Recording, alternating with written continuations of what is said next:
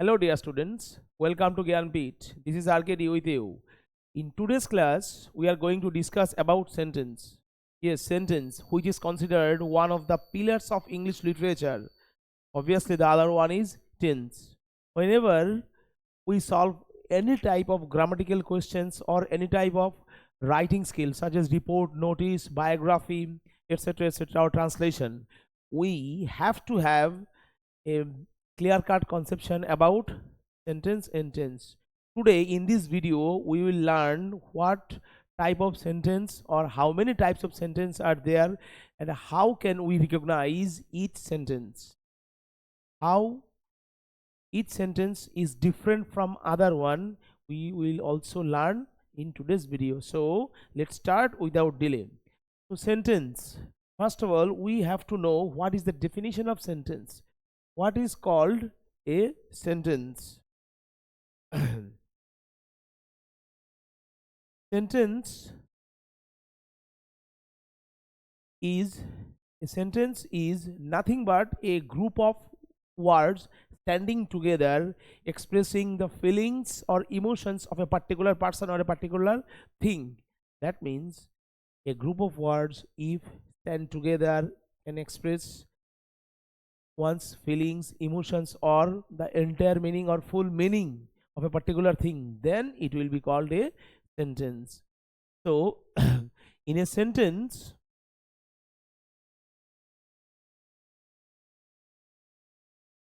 we will find subject, verb, object.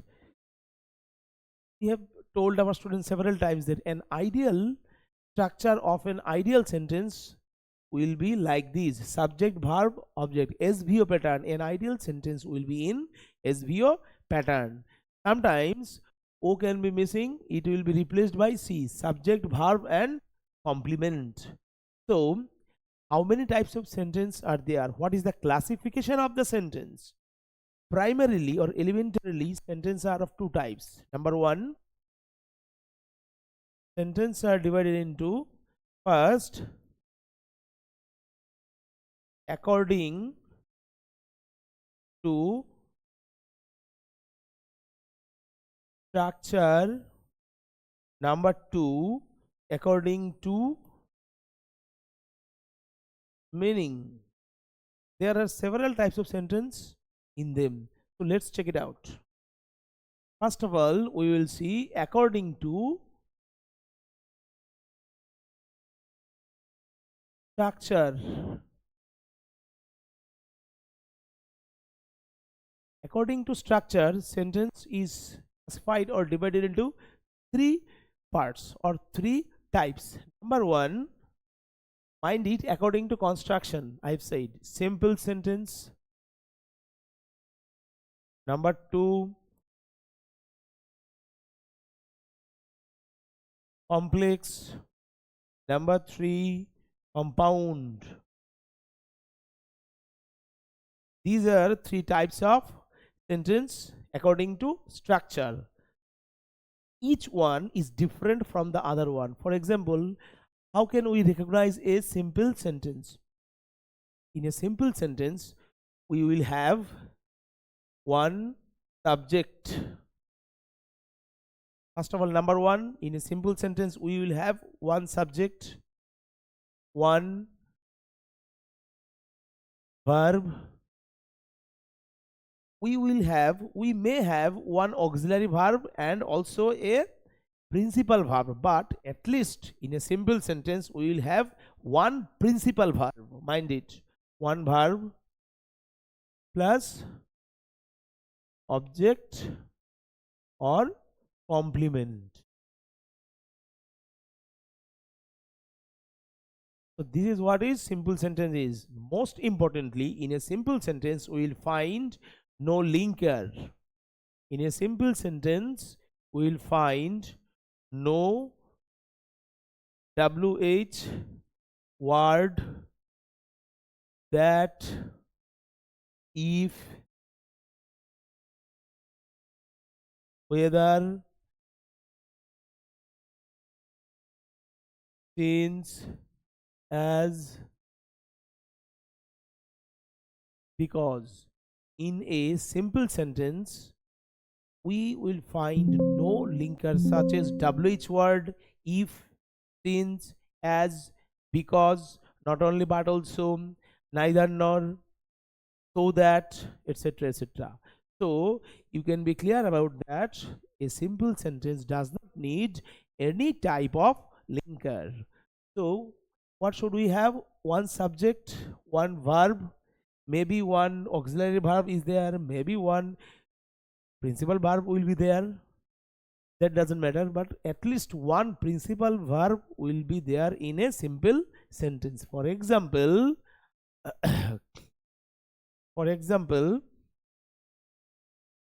I have a bike. This is the example of a simple sentence. Number 2, I have done the job. Just have a look at this. One subject, single subject, one auxiliary verb, one principal verb in third form, that is past participle form, one object. So thus a simple sentence can be formed. Next we will say complex sentence. How can we form a complex sentence? In a complex sentence, we can have more than one subject,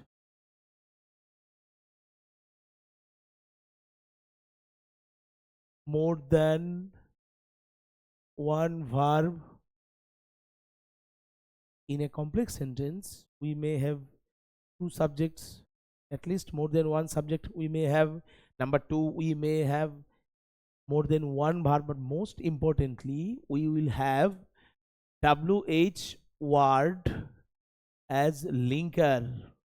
So it is quite clear that in a complex sentence we have to have a linker, otherwise it may not be an complex sentence. So the gist is, a complex sentence has to have a linker in the form of WH word, maybe if,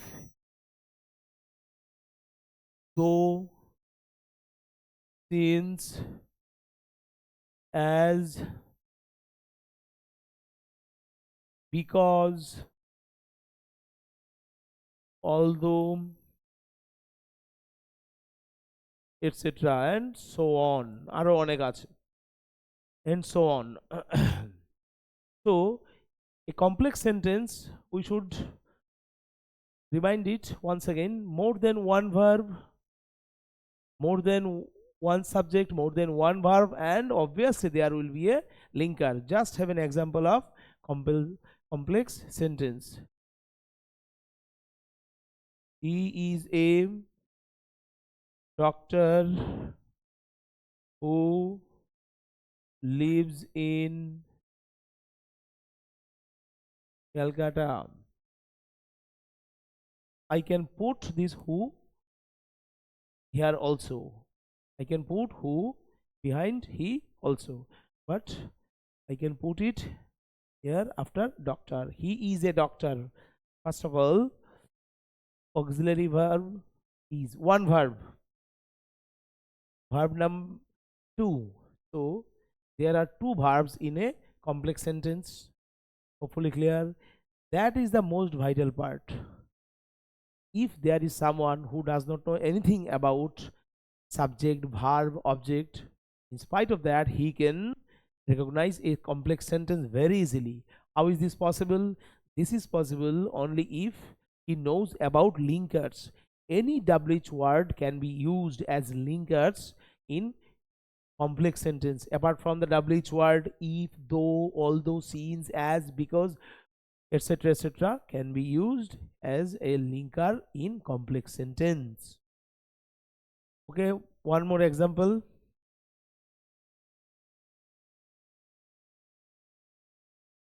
Though he is poor, he is honest.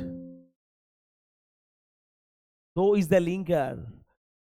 Just what already I have said. Though is the linker. Him, subject number 1. Another he, subject number 2. Verb 1, 2. Two auxiliary verbs are there. So this sentence fulfills everything to become a complex sentence. Once again, I want to tell you that in a complex sentence, we may have more than one subject, we can have more than one verb. Besides this, we can have, or we should have, or we have to have linker in terms of WH word, since, as, though, because, although, etc. Hopefully you are clear. Next is compound sentence.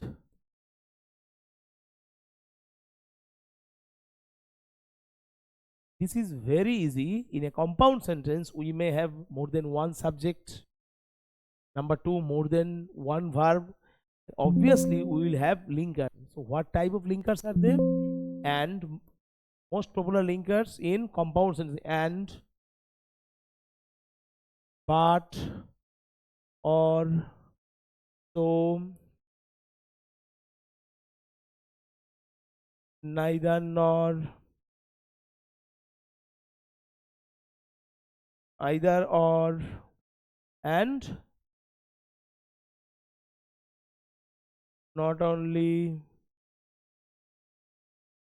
but also, and so on. So we can differentiate complex sentence from the compound in terms of their linkers. This is very easy. If we can find and, but, or, so, neither nor, either or, not only but also in any sentence, then it will be a compound sentence. Just have a example. I am tired and I won't go there. Just find this conjunction and you can tell that this sentence is a compound sentence.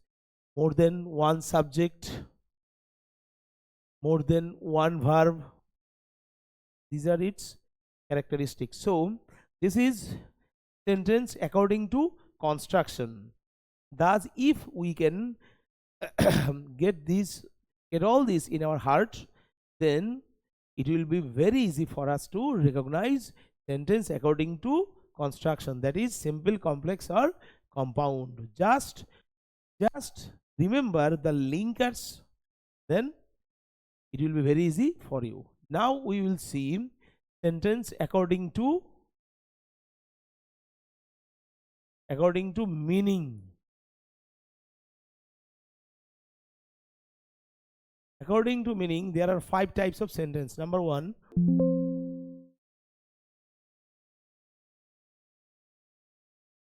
assertive sentence. Number 1, assertive sentence. Number 2,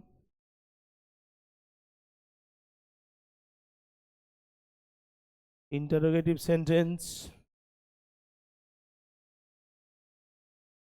Number 3, imperative sentence. Number 4, optative sentence. Number 5, exclamatory sentence.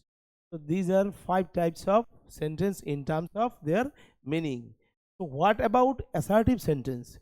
In an assertive sentence, or a assertive sentence shows us the deliberate delivery of a certain or any types of event. In an assertive sentence, we can find the deliberation of a simple incident, just a normal incident. So what type of, how can we know this? SVO pattern. An assertive sentence will be in SVO pattern, just like I have a book. Number 1. Number 2, I do the work.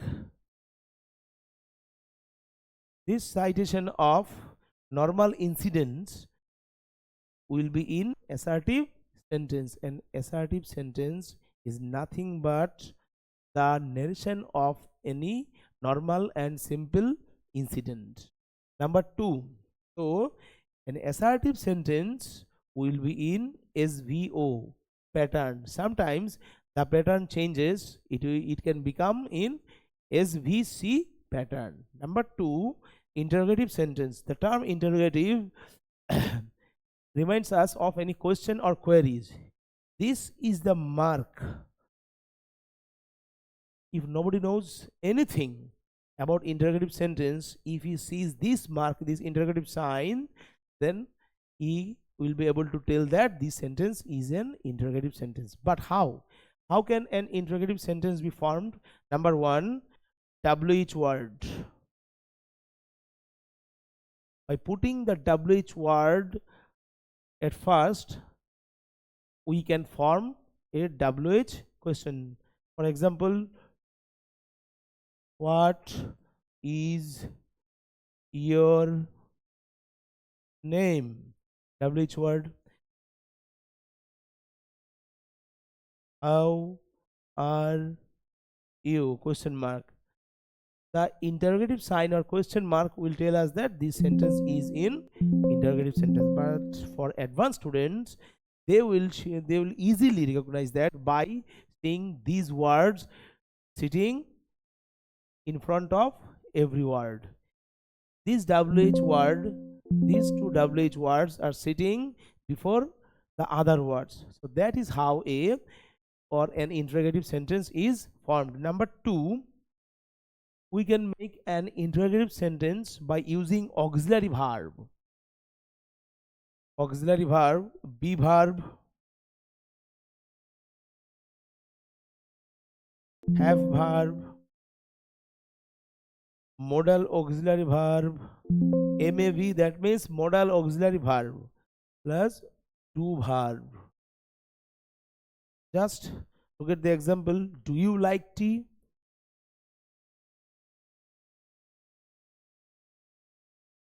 Do you like tea? Question mark. Have you gone there? Question mark. So these two questions, these two interrogative sentences have begun with do verb and have verb.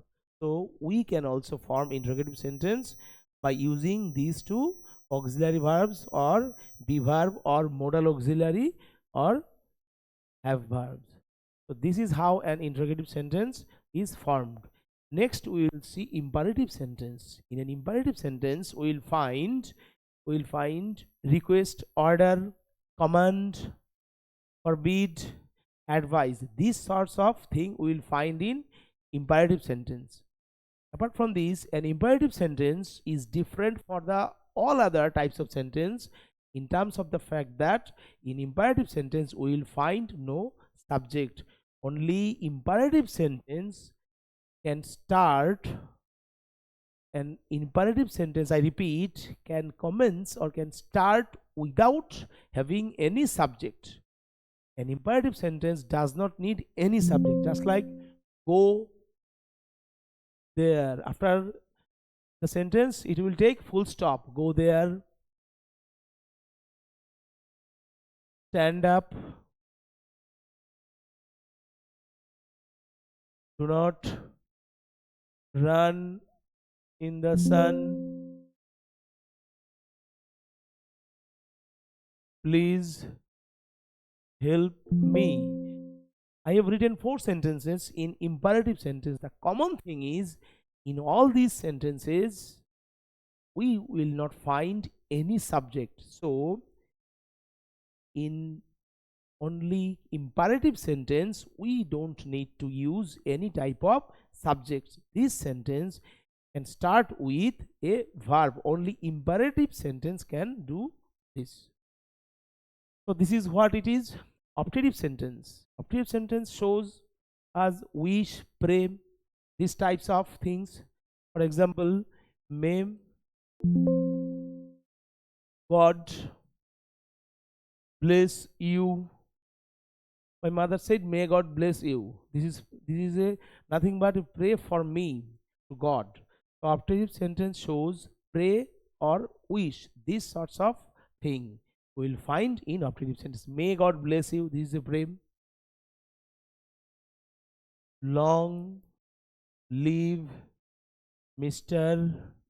Modi. This is a wish of each and every Indian in our country. Long live Mr. Modi. So operative sentence shows us two things: pray and wish. So this is what is operative sentence. The final sentence is exclamatory sentence. It is also can be recognized by a sign, just like interrogative sentence. In an interrogative sentence, this sign is quite helpful for us to recognize the sentence. And in interrogative sentence, this is the sign. This sign will tell us that the sentence is in exclamatory mood. The sentence is a exclamatory sentence. Apart from this, we will have few words which will tell us that the sentence will be in exclamatory sentence. So what does exclamatory sentence tell to us? Exclamatory sentence will show emotion, surprise, sadness, gladness, shame, etc. In an exclamatory sentence, we will find the spontaneous or sudden explosion of our feelings or emotion. So exclamatory sentence can be formed as hush, someone is there.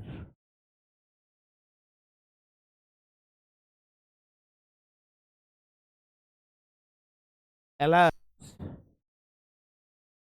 I am undone. Apart from these two, we can, alas always shows us the sadness. But if we talk about the enjoyment, if we talk about the bravery of some players in any match where India defeated any opposition, then we will use hooray, India have won the match. The term hooray and that sign behind this will tell us that the sentence is in exclamatory mood. So this is what is exclamatory sentence. Hopefully I have cleared all your doubts in terms of sentence. If you have any queries regarding regarding any type of sentence, then you can write in our comment section. You can also contact us in our Telegram channel. You will find the link in our description box. Apart from this, you can follow us in Instagram or Facebook. In spite of that, if you will have any type of queries regarding our offline or online batches, then you can call in this number. Hopefully we will meet again in another class with a new topic. Since then, goodbye, take care.